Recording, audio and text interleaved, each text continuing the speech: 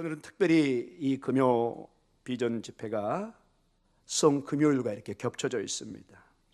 특별히 여러분, 성금요일은 우리가 알다시피 예수님의 십자가의 처형을 기념하여 해마다 고난중한 중에 이날을 기념하는 날입니다. 우리 교회사를 보면 거의 주님이 돌아가신 바로 이후에 2세기부터 금식과 참회를 했다는 기록이 남아 있습니다. 굉장히 오래된 성금요일에 대한 전통을 가지고 있습니다. 초대교회 때부터 그리스도교들은, 우리 신도들은 예수의 십자가의 처형을 기념하여 매주 금요일마다 금식했다 하는 기록들이 많이 남아 있습니다. 우리 예수님의 이 십자가의 이 돌아가심은 우리에게는 잊을 수 없는, 마치 출애굽 가정에 그들이 어린 양을 잡아서 문설주에 발라서 생명이 얻어지는 그런 놀라운 사건처럼 우리 크리스찬들에게, 우리 신앙인들에게 예수님의 십자가의 죽으심은 도저히 잊을 수 없는 가장 중요한 사건 중에 하나인 것을 보게 됩니다. 이것을 우리가 오늘 기념하며 기도하는데, 그러나 오늘 이 본문을 쳐서 우리가 보지만은, 사랑하는 성도 여러분, 우리 주님은 십자가의 죽으심이 결론이 아닙니다. 죽으셔서 영원히 무덤에 머물러 있지 않습니다. 우리 신앙인의 믿음은, 강력한 믿음은 십자가의 죽음 너머에 부활을 바라보는 것입니다. 부활입니다. 빈 무덤입니다. 여러분의 기도 제목에 많은 때로는 눈물이, 어려움이 있을 줄 압니다. 신방을 해보고 기도 제목을 받아보면은 좋은 소식으로 저에게 오는 경우는 그리 많지 않습니다. 참으로 안타까운 내용도 있고, 저희가 도저히 해결할 수 없는, 하나님만이 간섭해야 되는 그러한 기도 제목이 너무나 많이 있습니다. 주님이 여러분의 그 기도의 제목을 통해서 역사하고 있는 줄 믿습니다. 저는 반대로 이렇게 생각합니다. 여러분은 정말 힘들어서 기도 제목을, 목사님 기도해 주세요, 저희 자녀를 위해서, 저희 가정을 위해서. 여러분, 저는 어떻게 그걸 보고 있는 줄 아세요? 기도할 때 새벽에, 아하, 하나님이 이 가정을 지금 역사하고 계시구나. 정말 저는 그렇게 느껴옵니다. 하나님 그 자녀를 위해서, 그 사건을 통해서 이분을 만지고 계시구나. 여러분이 이해할 수 없습니다. 저도 제 고통의 문제, 제 기도의 제목을 이해 못합니다. 저도 못합니다. 그러나 하나님은 우리의 이성을 뛰어넘어서, 모든 걸 넘어서, 여러분, 우리의 인간의 이성으로 십자가의 사건 너머의 부활을 어떻게 상상할 수 있습니까? 그 누구가 죽음 너머의 생명을, 세상에 그 누구도 죽은 다음에 산 자가 없습니다. 설사 살아났다 해도 다시 다 죽습니다. 영원한 생명을 가진 사람은 없습니다. 우리가 한 번도 경험하지 못한 믿음의 세계, 전혀 다른 차원의 사건들입니다. 근데 주님은 이 십자가의 사건 너머에 이미 부활을 계획하고 계시고 예비하고 계셨습니다. 여러분의 고통과 여러분의 그 눈물의 기도들, 여러분의 몸부림치는 그러한 내용 너머에 하나님의 놀라운 인도하심이, 여러분을 만져주시는 역사가 숨겨져 있는 것을 잊지 마시기 바랍니다. 우리 인생을 돌이켜보면은, 저 인생을 다시 한번 돌이켜보면은, 내 인생의 가장 소중한 순간이 이 고통의 때, 눈물의 기도의 때에 다져지고 또 다져졌구나.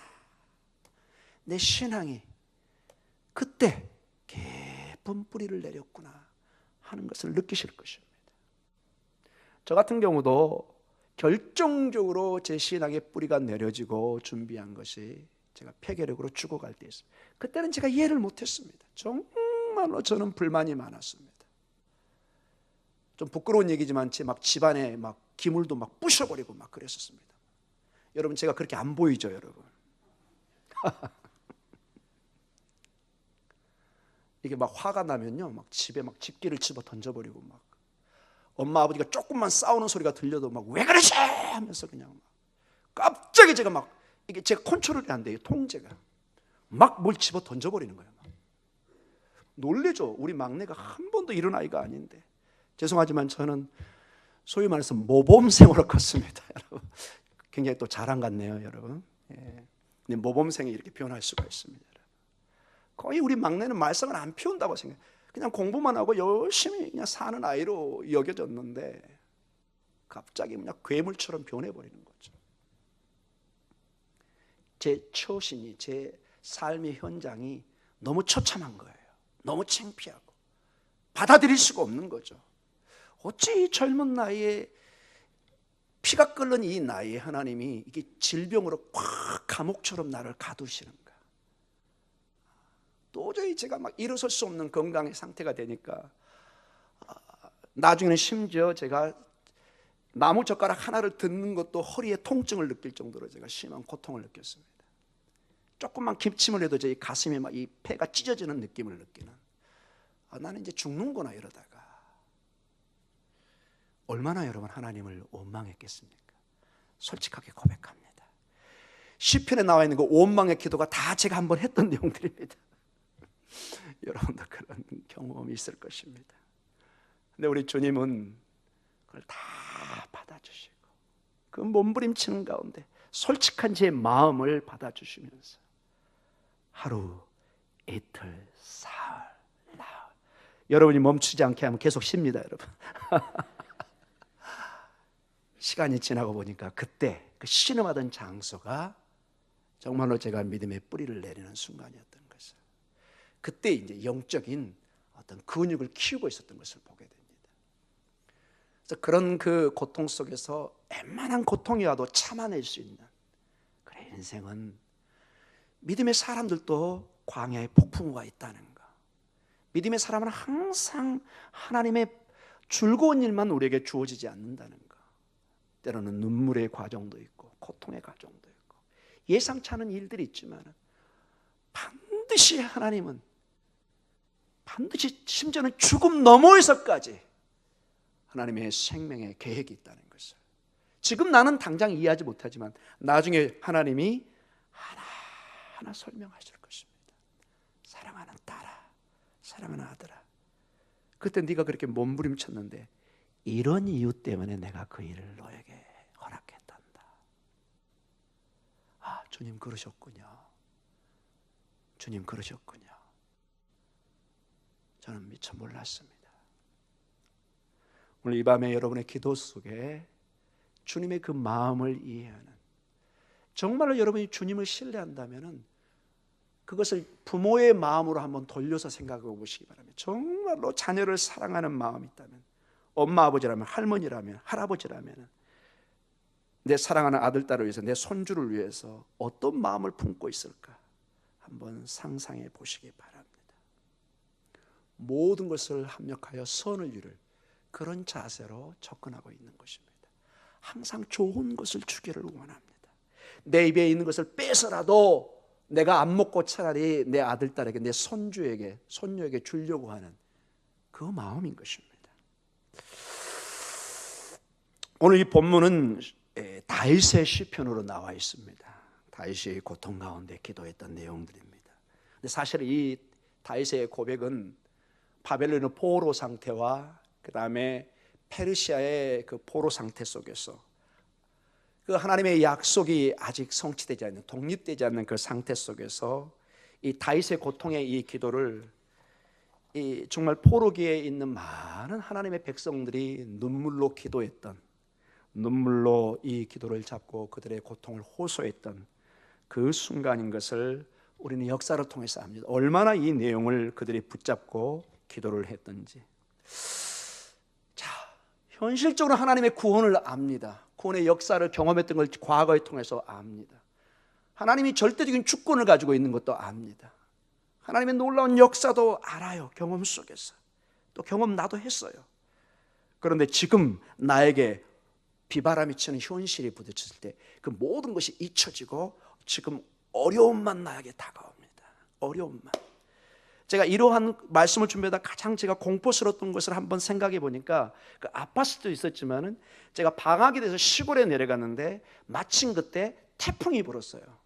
80 몇 년도고 아마 굉장한 피해를 줬던 태풍입니다.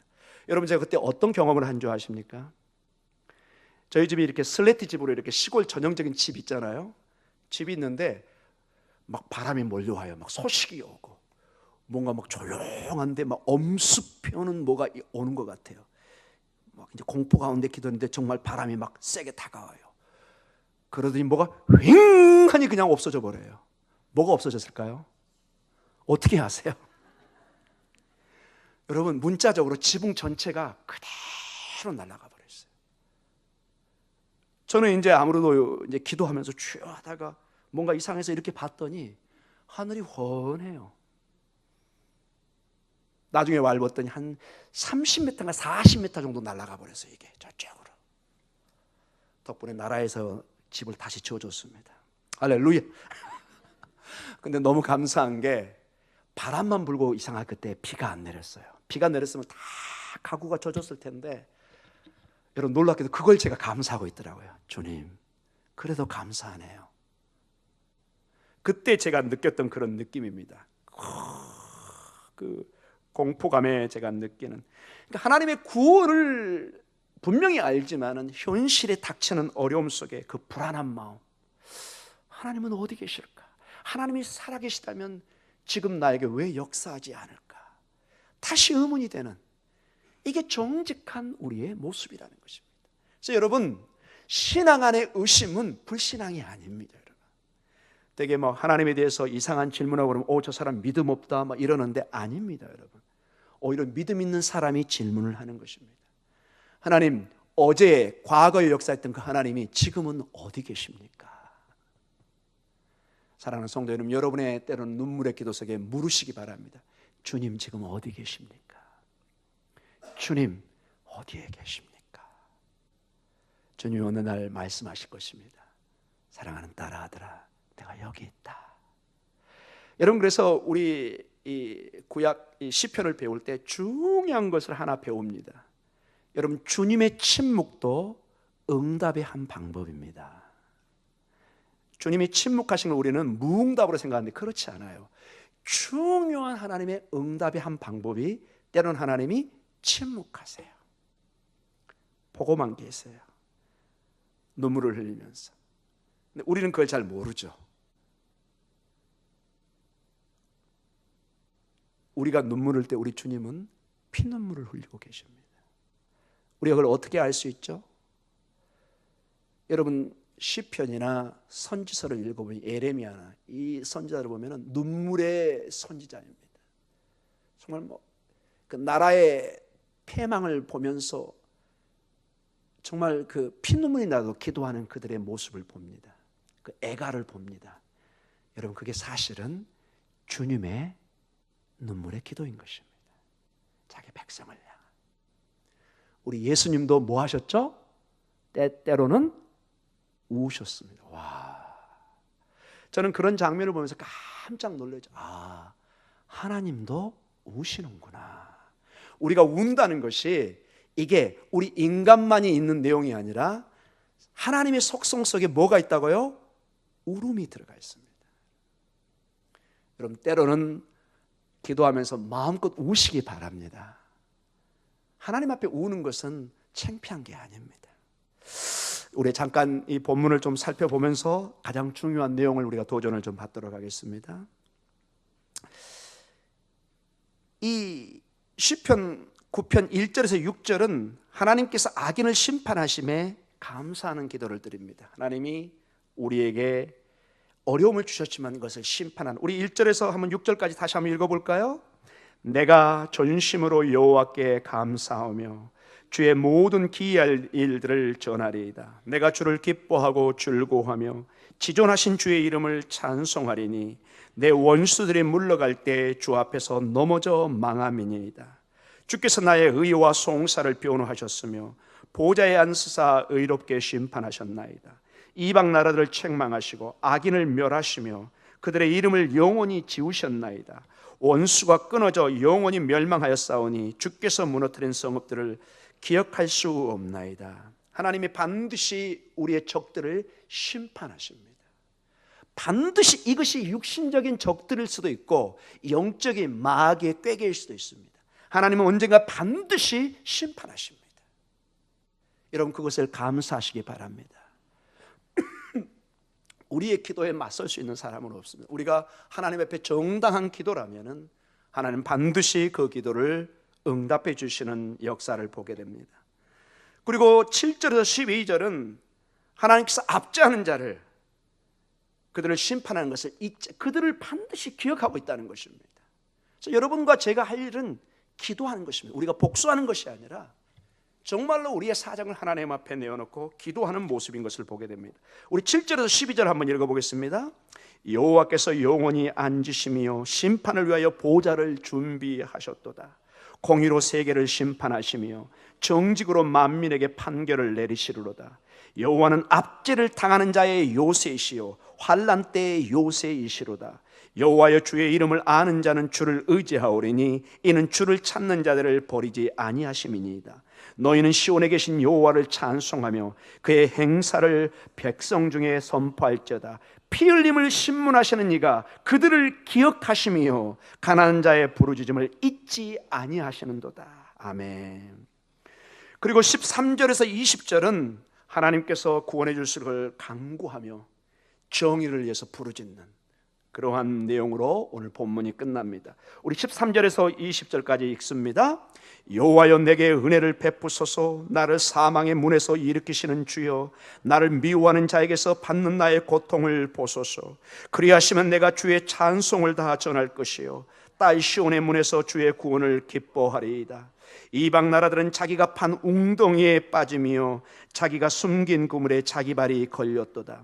여호와께서 자기를 알게 하사 심판을 행하셨으며 악인은 자기가 손으로 행한 일에 스스로 얽혔도다. 악인들이 수월로 돌아가며 하나님을 잊어버린 모든 이방 나라들이 그리하리로다.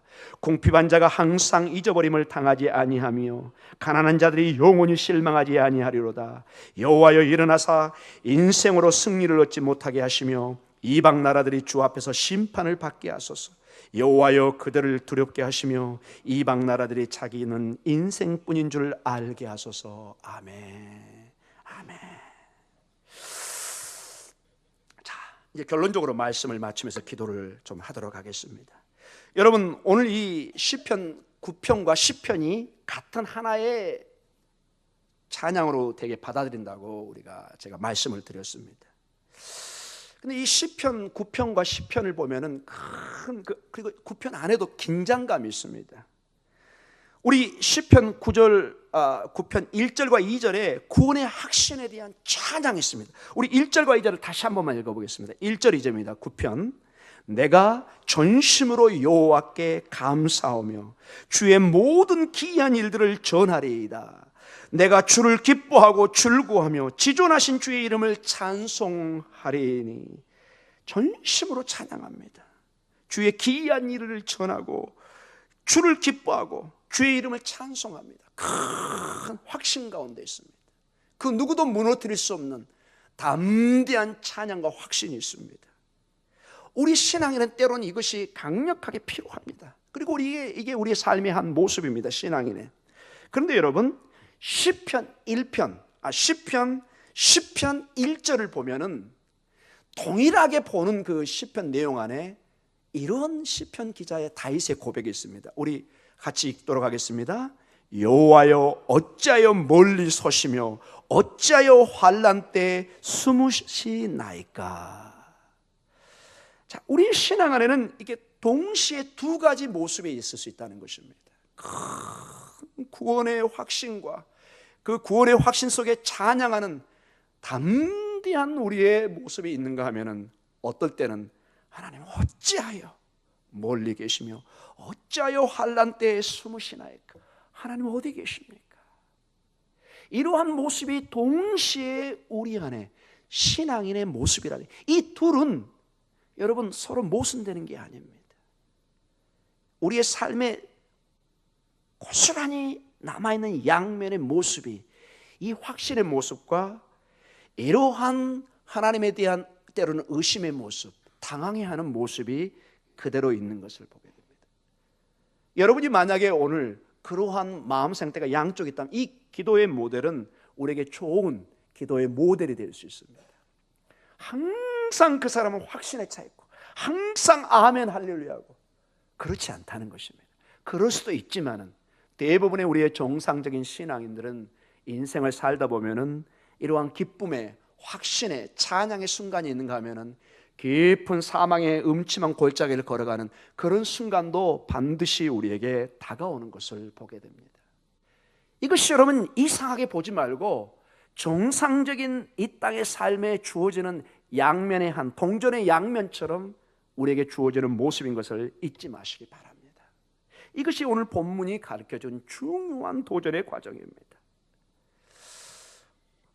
은혜의 확신이 있지만 때로는 어려움 속에서 느끼는 당혹감과 의문을 가진 마음을 가진 자의 좋은 그래서 기도의 모델이 되는 것입니다.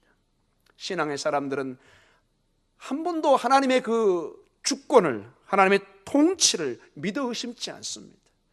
창조주 하나님을 우리는 의심하지 않습니다. 여러분 아멘이죠? 우리는 그분의 존재에 대해서 감히 다른 평가를 내리지 않습니다. 그분은 우리의 경배의 대상이요, 항상 그분은 옳으시고 진리이십니다.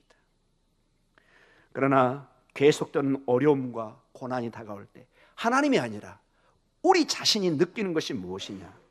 계속되는 질병이라든지 역경이라든지 수십 년의 기도 제목 속에 응답이 없을 때 의문이 하나님 앞에 질문을 하게 됩니다. 하나님 어디 계십니까? 도대체 어디 계시기에 저에게 지금 침묵하고 계십니까? 이러한 기도는 믿음이 없다는 증거가 아니라 다시 한번 강조드리지만은 하나님을 향한 솔직한 우리의 모습이라는 것. 오늘 이 본문을 통해서 다시 한번 여러분 위로를 받으시고 도전을 받으시기 바랍니다. 우리 예수님까지도 겟세마네 동산에서 여러분 이런 기도를 합니다.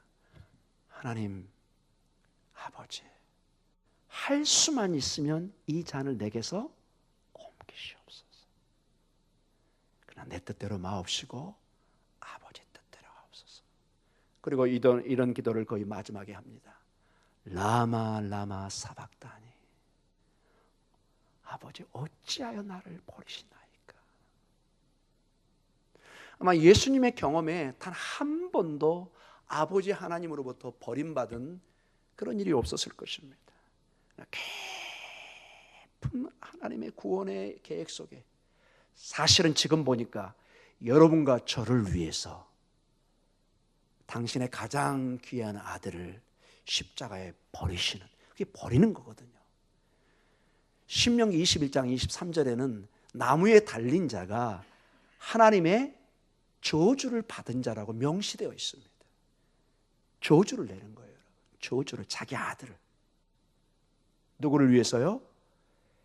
우리가 저주받아야 될 그 위치를 우리를 구원하기 위해서. 얼마나 감사한 일입니까? 이건 여러분 상상할 수 없는 아버지 하나님의 계획입니다. 아무도 알 수, 이건 하나님이 우리에게 알려주지 않으면 그 누구도 알 수 없는 하나님의 비밀입니다. 사랑하는 성도 여러분, 저희들은 광야의 생활하면서 아직 천국에 살고 있지 않습니다. 때로는 이 광야의 삶에 폭풍우가 몰아치고 비바람이 치는 현실이 우리의 냉정한 현실입니다. 주님에 대한 신앙의 확신이 있는과 함께 동시에 당황스러운 의민의 마음이 늘 우리 마음속에 있는 것도 현실입니다. 신앙과 의심, 확신과 의문의 질문이 늘 우리의 기도 속에 맴돌고 있습니다. 그래서 어떤 사람들은 이것을 내가 믿음이 없구나, 나는 구원을 못 받았구나 이렇게 생각하는 분도 있습니다. 아닙니다, 여러분. 구원 못 받은 사람은 아예 기도 자체도 안 합니다, 여러분. 하나님의 존재 자체도 인식할 수가 없습니다. 하나님의 두려움이 없습니다. 여러분, 그 의문과 의심은 믿음이 없는 것은 다른 차원의 문제입니다. 하나님의 존재, 여호와의 그 경외하는 마음, 두려워하는 마음이 없으면 아예 그런 마음을 생각하지도 않습니다. 여러분 마음속에 주님에 대한 두려운 마음, 기도하지 않으면 견딜 수 없는 마음, 그러나 때로는 의심이 드는 그 마음은 지극히 정상적인 여러분의 마음인 것을 잊지 마시기 바랍니다. 그거 가지고 누가 여러분에게 구원이 없다 정죄하시면은 저에게 찾아오십시오. 제가 혼내주겠습니다. 제가 이걸 왜 필요했냐면은 가끔 여러분 손주들 저희 강아지들한테도 쓰는데 떼기로 혼내줄게. 누가 그랬어? 일부러 여러분 손주들 앞에서 얘기하죠. 띠! 저놈 위해서 할머니가 혼내줄게. 그러면 그 손주가 그냥 위로를 받고 좋아가지고 실제 가서 막 때리고 혼내지는 않죠, 여러분. 그러나 이렇게 위협을 주는, 제가 약간 그런 식으로 얘기를 했습니다. 사랑하는 성도 여러분, 힘을 내시기 바랍니다. 여러분, 그런데 중요한 게 있습니다. 우리의 의무는, 우리의 질문은, 주님의 십자가의 죽으심은, 제가 서도 얘기했지만 그게 끝이 아닙니다. 우리의 의무는 의문으로 끝나지 않습니다. 십자가는 십자가의 죽음으로 끝나지 않습니다. 절망은 절망으로 끝나지 않는다는 게 놀라운 우리 신앙의 힘이요 위로입니다.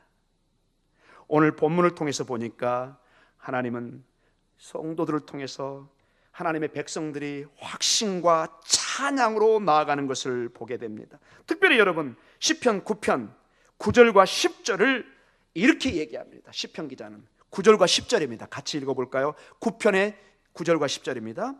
여호와는 압제를 당하는 자의 요새시요 환난 때의 요새시로다. 여호와여, 주의 이름을 아는 자는 주를 의지하오리니 이는 주를 찾는 자들을 버리지 아니하심이니이다. 아멘. 하나님은 절대로 우리를 버리지 않습니다. 그래서 여러분, 제가 이제 이 본문을 통해서, 그리고 다른 본문을 통해서 제시하려고 하는 것이 있습니다. 어떠한 어려움 속에서도 이 자세로 가십시오. 하나님, 일어나 역사하소서. 자, 이 한 예가 광야의 모세의 기도 중에 이게 있습니다. 민수기 10장 35절에 광야 생활이 얼마나 어려움이 많았습니다. 여러분, 자식 한두 명도 어렵죠, 여러분. 저는 아예 안 캐봐서 아예 모릅니다. 모세는 여러분, 자식이 200만 명 가까이 됐습니다. 털이 하나도 안 남겠죠? 오늘 근심걱정이 하나 빠고 둘 빠고. 전설에 하면 그 얘기까지 하지 않겠습니다. 모세가 대머리였다 이런 말까지 제가 왜 하겠습니까, 여러분? 하나하나 다 빠는 거예요, 여러분. 근심걱정에. 그런데 모세가 이겨내는 방법이 있었습니다.